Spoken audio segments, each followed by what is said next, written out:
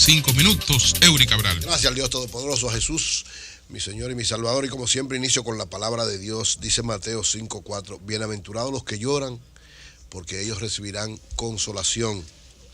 Y esto a propósito, de verdad, todos estamos con el alma apenada por la muerte de don Rafael Molina Morillo, un hombre que sentó un precedente importante, que sentó un ejemplo importante. Los que en algún tramo de nuestra vida profesional trabajamos con él, yo estuve en 2 ocasiones trabajando con él de manera directa y sin lugar a dudas que es un gran ejemplo, es un hombre que trataba de que la ética en la comunicación se mantuviera hasta al máximo y de que uno hablara con su ejemplo en cada una de las cosas que hace. Así que ese ejemplo de él se quede en cada uno de nosotros, nuestras condolencias, pidiendo que el Dios le dé toda la fortaleza que necesitan y todo el consuelo a doña Francia, su viuda, a sus hijos y a toda la familia. Yo decía ayer que en Ecuador era muy importante que se lograra el triunfo de Alianza País del candidato de Rafael Correa y la continuidad de ese proceso. Por 2 razones. La primera, de alguna manera frenaba el proceso que se está dando en el mundo de que las posiciones que no son, digamos, las que se corresponden desde el punto de vista nuestro con el devenir de una nación para lograr una serie de conquistas importantes, sino que podía convertirse en esta tendencia que está dando en el mundo donde lo que no parece más correcto gana. Trump en Estados Unidos, el Brasil, en Colombia, o sea, todas las cosas que se han dado, esto de alguna manera lo revierte. Ahora bien, esto tiene una explicación. Tiene una explicación en Rafael Correa, el presidente que tiene ya 2 periodos y que a pesar de que había muchos cantos de sirena y mucha gente diciéndole relígete, cambia la constitución, o sea... Son 3 que tiene. Digo 3, perdón, 3. Pero que como quiera había gente diciéndole, dura otro, y cambia la constitución, y quédate tú, porque tú eres el único que puede, tú eres el único que lo puede hacer. Entonces confió en Lenín Moreno, un hombre que tiene una historia realmente impresionante. O sea, si impresionante es Correa por lo que logró, por los resultados concretos de cómo transformó a Ecuador, también impresionante es la historia de Lenín Moreno. Lenín Moreno se llama Lenín, su papá era comunista, y le puso Lenín por Vladimir Ulyanov Lenin, el líder de la Revolución Rusa. Pero él siempre ha sido un demócrata de izquierda, para decirle así, que es un hombre con discapacidad. ¿Por qué? Porque en 1998 su vida fue transformada totalmente porque en un asalto le dieron un tiro y quedó con problemas de incapacidad. Sin embargo, de ahí en adelante lo que hizo fue crecerse, digamos, como dicen las personas que están en esa situación, tratar de ganar más espacio en todos los órdenes donde estaba, como profesional, como político, como persona, e incluso publicó varios libros donde trataba de destacar lo importante de la vida y que a pesar de su situación, él no era diferente a nadie y logró crear un aspecto importante en eso. Y cuando llegó a ser vicepresidente, cuando fue elegido por Correa como vicepresidente, junto con Correa creó el programa que se llama Misión Solidaridad Manuel Espejo, que es un programa dedicado exclusivamente a hacer investigación social, estudios específicos y ayuda a todas las personas con discapacidad. Y además, este programa tiene una característica especial. A cada persona con discapacidad que se conseguía, se le ponía alguien a que lo auxiliara y el Estado le pagaba un salario a esa persona que estaba ayudando a ese discapacitado. Además de que a ese discapacitado, a esa persona con discapacidad especial, le daban una serie de ayudas. Ese programa creó una sensación y una transformación.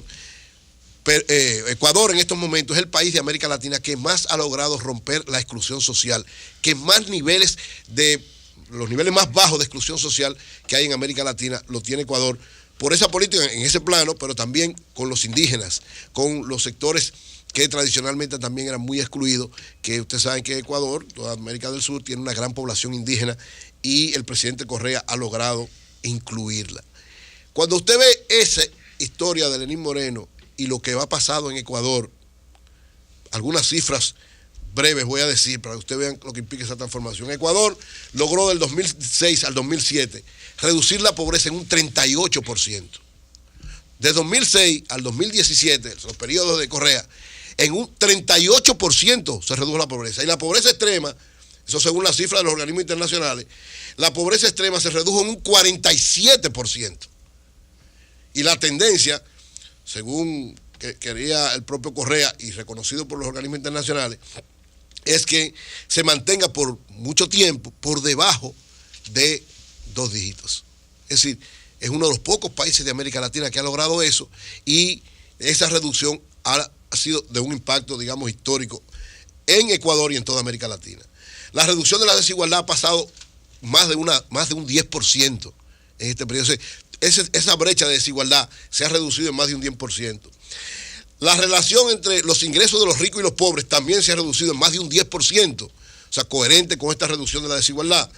Y es el país, o uno de los países de América Latina, que más ha invertido en educación. Es decir, ahora mismo está como uno de los países, a pesar de que en Ecuador es alrededor del 3% del PIB y la mayor parte de los países de América Latina no han llegado todavía al 4%, pero sin embargo, aunque tiene un 3% del PIB, es el país que en una década cuadriplicó la inversión en educación. Es decir, en el 2016, el último periodo, ¿verdad?, de año de ejercicio de Correa hasta ahora, la inversión en educación fue 4 veces más que la que él encontró. La tasa de matrícula es casi un 100%, se ha logrado casi matricular. Él ha desarrollado también algunos programas parecidos a los que ha desarrollado tanto Brasil como República Dominicana en términos de desayuno escolar, en términos de almuerzo, en términos de merienda, y eso ha provocado que prácticamente, creo que está en el 99% la matrícula estudiantil en Ecuador. La matrícula de la población pobre creció entre los pobres, que ustedes saben siempre son los más marginados, está alrededor de un 96% en el plano específico de los pobres. En becas, del 2007 al 2015, el gobierno de Correa logró 14.000 becas, es decir, logró más becas que todos los gobiernos anteriores que habían estado en los últimos tiempos antes que él. Ustedes saben que él viene de Ecuador, tiene una posición, desde el punto de vista político, 3 presidentes habían sido prácticamente sacados del poder por inestabilidad, y él logró en los periodos de él lograr la estabilidad política en Ecuador, a pesar de muchas situaciones, fruto, ¿verdad?, de enfrentamientos sobre todo con la prensa, pero logró vadear estas situaciones y mantenerse en el poder. Es uno de los países que ha logrado una inversión en términos de bajar los niveles de evasión. Cuando él llegó al poder, uno de los graves problemas que tenía era la evasión de impuestos. O sea, alrededor de 21.000 millones de dólares había de evasión de impuestos, y ellos los redujeron prácticamente en más de un 30%. Es decir, no solamente aumentar los ingresos de los pobres, sino también tratar de que los ricos no evadieran el dinero que correspondía para la inversión en la educación. En términos de seguridad social, en términos de educación, en términos de salud, en términos de programas sociales. Es decir, ha sido una transformación. Por eso Correa hizo lo que hizo. Se tiró a su candidato, o sea, puso un candidato que él entendía era su vicepresidente, un hombre de confianza, para darle continuidad a esto, porque el candidato opositor era el representante del sector financiero. Recuérdense, él estuvo vinculado a una de las graves crisis financieras, fue presidente de un banco comercial y estuvo vinculado a una serie de esos elementos, y de alguna manera el discurso que estaba teniendo era como una especie de contrarreforma a lo que representaba Correa. Entonces, por eso Correa se esmeró, se dedicó, hizo la campaña, parecido a lo que hizo Lula en Brasil. Es decir, para darle continuidad a lo que yo estoy haciendo, tengo que emplearme a fondo y demostrar que este proyecto va a seguir. Este proyecto de revolución ciudadana, como él lo llama, tiene continuidad en Lenín Moreno. ¿Cuál es la experiencia más importante?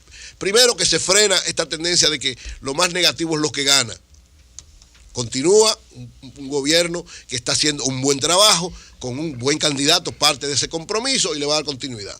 Segundo, se reconoce a una persona que tradicionalmente en las sociedades no se le da importancia, un discapacitado, una persona que no tiene ni siquiera la movilidad. Ustedes lo ven que está en silla de ruedas y que la campaña la hizo en silla de ruedas, así que él se desplaza. Entonces, de alguna manera también un reconocimiento a quienes están discapacitados desde el punto de vista físico, que tienen tanta o más importancia que cualquiera para seguir haciendo trabajos en el aspecto político y en el aspecto social.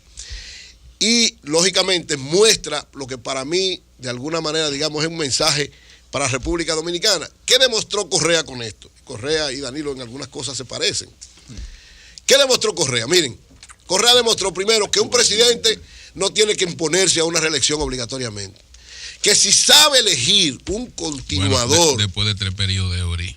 Bueno, pero está bien, pero Leonel tiene 3 y quiere volver. Leonel tuvo 3 y quiere volver. Dos en América Latina son difíciles. 3, todo el que ha tenido 3 está preso. Por eso, mira Correa. El que ha tenido 3 periodos, sí, si no está preso, lo están buscando. Bueno, pero lo que yo te digo, la muestra es esa transformación. Lo que pasa es que tú el que llega, si tú tienes 3 periodos y tú lo haces bien, tú tienes que descartarlo. ¿Por qué? Porque si el que llega no lo hace bien, la opción es esa, que tú has repetido. El mayor mérito de Correa es haber resistido esa tentación. Sobre todo en un momento en que la Merkel va a su cuarto periodo, que por cierto, el primermundismo imperial y colonialista no debería ser tan duro con los otros países menos desarrollados.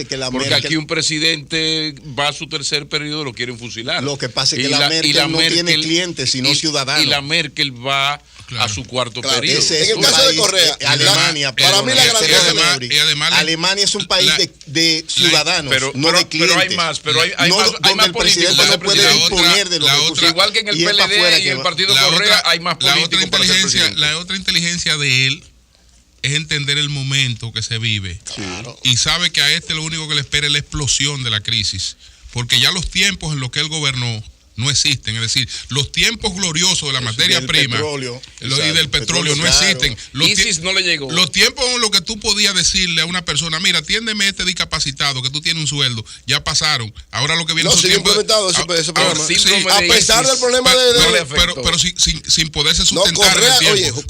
Porque todo lo que no esté sustentado en un incremento de la base productiva, cuando tú lo que haces es repartir las riquezas coyunturales, te espera lo mismo que Venezuela. Julio, Ecuador duró 10 años consecutivos creciendo por encima de un 3%. Hermano, eso es un logro extraordinario. Estos modelos latinoamericanos, perdóname, lo importante, estos modelos latinoamericanos de repartir hasta lo que no se tiene. Comenzamos cada vez que nos ganamos algo, en lugar de reinvertirlo para convertirlo en riqueza. Lo más importante en América Latina es que lo repartimos. Ante la debilidad de generar mucha riqueza, es que el gobierno sea capaz de crear muchos programas sociales. Eso es correcto.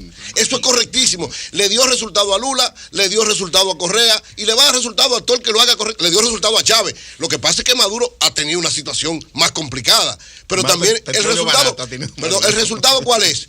Tú, un Estado, ante una sociedad como la nuestra, no estamos hablando de Alemania, Inglaterra o Estados Unidos. Estamos hablando de sociedades que tienen serias limitaciones para producir. Entonces, tú vas a dejar que los pobres se te mueran. Esa es la grandeza de esos líderes. Por eso es importante que fuera reelegido el modelo que representa Correa. Yo decía, ¿cuál es la importante lección para acá? Yo creo que es una lección de alguna manera a nuestros líderes. Usted puede hacer 2, 3, los gobiernos que usted quiera, muy importantes, muy buenos, sentar una impronta, desarrollar un programa, un gobierno como los 2 gobiernos de Danilo, que han sido excelentes. Es decir, lo importante es que siga el proyecto, con uno o con quien sea. Ni Danilo ni Leonel son indispensables. Puede haber otro que le dé continuidad a ese proyecto.